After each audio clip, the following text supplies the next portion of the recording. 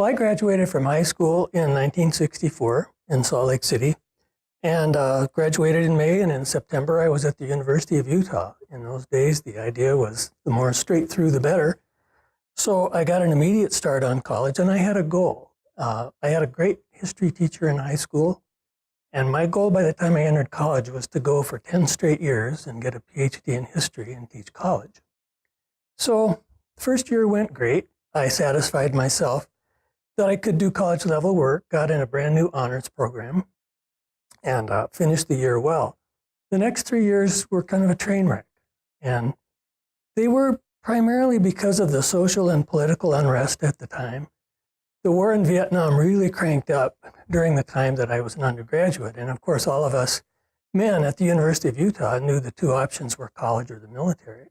And it was a war that many of us didn't support. So that got to be a problem. The civil rights movement was well underway at that point, and that was part of why I wanted to teach history, actually. So I was way socially and politically involved, and as things just seemed to go from bad to worse, I got angry and frustrated and felt more and more out of place being in college.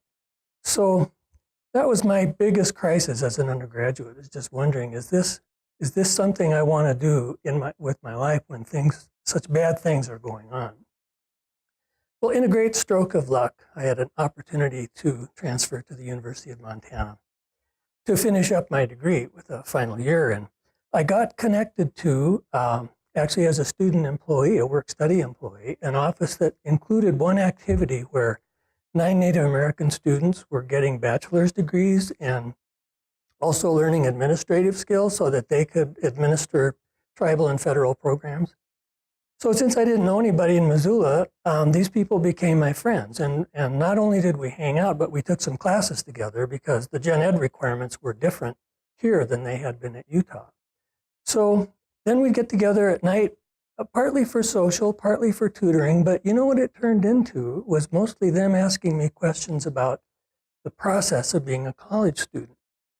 They were unfamiliar with stuff like studying a catalog and coming up with the requirements to earn a degree in this discipline or that discipline, and how to read the course catalog and make a schedule. I mean, just those kind of what I'd call infrastructure skills that I took for granted because I grew up in a college-going family.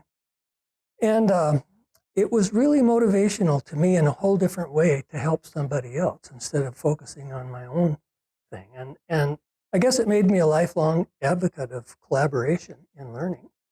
So I got as much out of that as they did. I mean, I got to share their experiences and their cultural background and all the reasons why we say diversity is a good idea at a university. You need to meet those students and spend time with them. Anyway, so we all finished up, some faster than others. Many of them, most in fact, got graduate degrees. When I graduated, I applied for and was accepted to graduate school.